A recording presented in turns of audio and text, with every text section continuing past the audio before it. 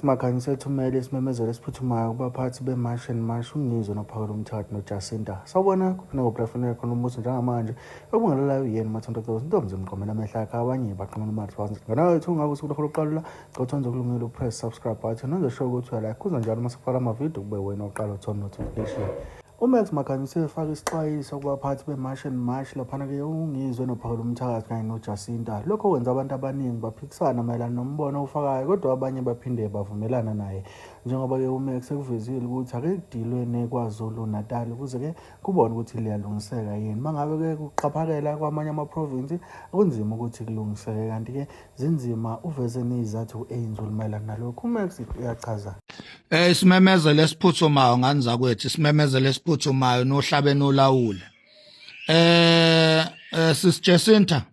Sisijesinta mangobe sezuma ngizwe mchunu phakela umthakathi.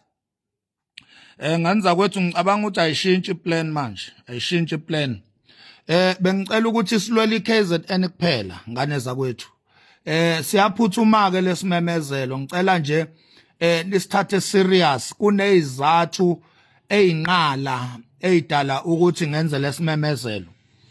Zingane zakwethu phakela umthakathi ngizwe emchunu sisijesinta mangobese ngicela ngane zakwethu ningizwe kahle, ngicela silwele iKZN kuphela.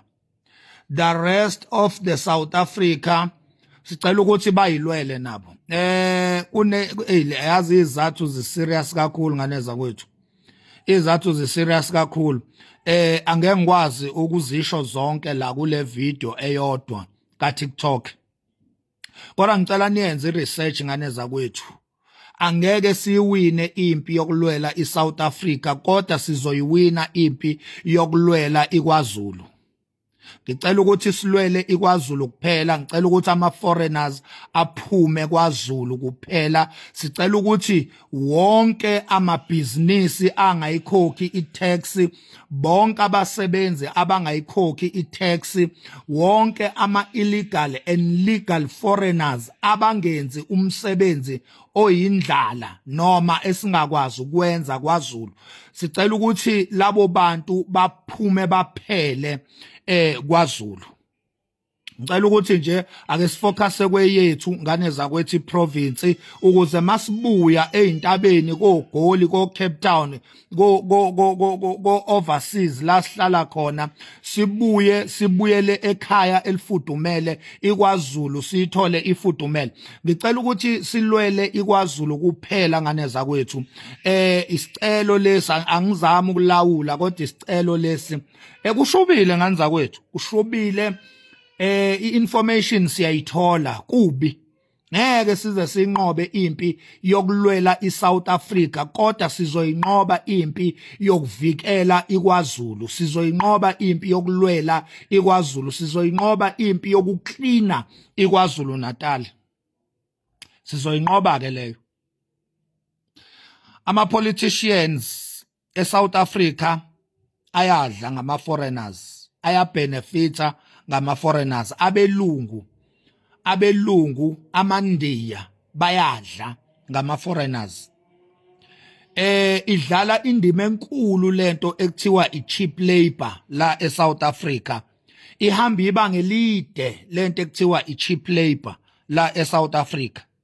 Kuningi ama-politicians kanye nabelungu namandiya abadla ngakho kuma-foreigners. So angeke sikwazi ukuthi labantu laba ngeke baze bavume sibaphuce isinkwa emlonyeni, badla kakhulu. And lalela imali labantu engibashoyo ama-politicians kanye nabelungu, imali bayenza kakhulu ngama-foreigners. Lamabhizinisi abo lokuba osopolitiki babo abanamali, akunamali lento leyana. Labantu ukuze babe rich, baphilele impilo abayiphilayo, impilo yomntakabani le abayiphilayo, baphila ngama-foreigners. Angeke sinqobe impi yama-foreigners uma sizothi i-national, kungcono ayibe provincial. ileso nje ngane zakwethu isicelo enginazo ama foreigners awaphume eKZN kuphela, and then the rest of South Africa ngiyabonga nje ukuthi seyihambile imarch and march koGoli ko Lokhuza ko Pitori, ihambile ko Eastern Cape, ihambile ko izolo kade ilapha eThokoza, wonke amamashi abe successful. Siyabonga ukuthi nibakhombisile indlela ukuthi kwenziwa kanjani. Sicela ukuthi ke manje bayiqhubekele. Umhla ka 30 June sicela ufocus eKZN kuphela. Ngiyacela ngane zakwethu umhla ka 30 June sicela ufocus eKZN ukuze yonke into izolo angeke sikwazi ukulungisa iSouth Africa yonke singakaphumeleli ekulungiseni eyethu iprovince KZN.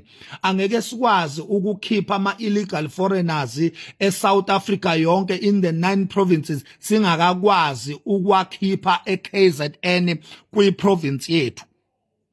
Into edala ukuthi sibizwe ngama-xenophobic, sibizwe ama-tribalist, it because sifuna ukunqoba impi kamakhelwane singakayinqobi ekhaya. Sifuna ukunqoba impi engaphesheya singakayinqobi impi enganeno. Ngicela ukuthi ake siqale sinqobe impi enganeno, ake siqale sinqobe impi kwaZulu. Ukuze kuzobonakala ukuthi sinamandla kangakanani, ake siqale sibhekane neyethu iprovince, ke sinqobe impi kweyethu iprovince, ke sinqobe impi ekhaya kuqala. Ake siqale solve inkinga zasekhaya kuqala.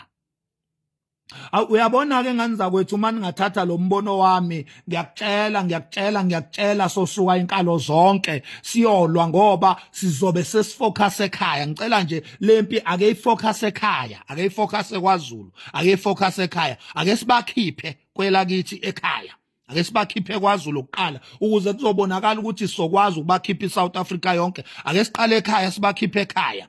Yabona ngomhla 30 June ake ufocus ekhaya eKZN, ke sibakhiphe nje ekhaya kuqala, baphume nje baphele kubonakale iKZN iba clean.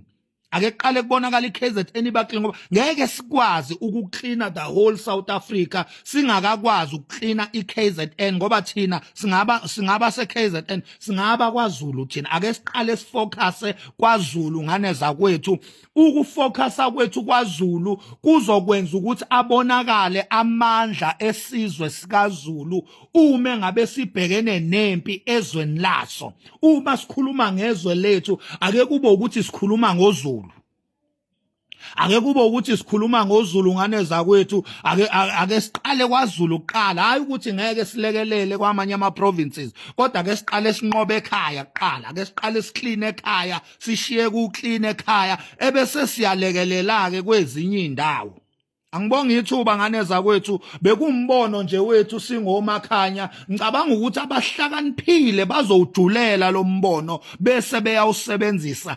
Inkulu impi yama foreigners eSouth Africa, kodwa ngeke sinqobe ngokusabalala. Sihlukene phakathi kaningi maZulu. Ake nifocus kwaZulu kuqala. Thank you.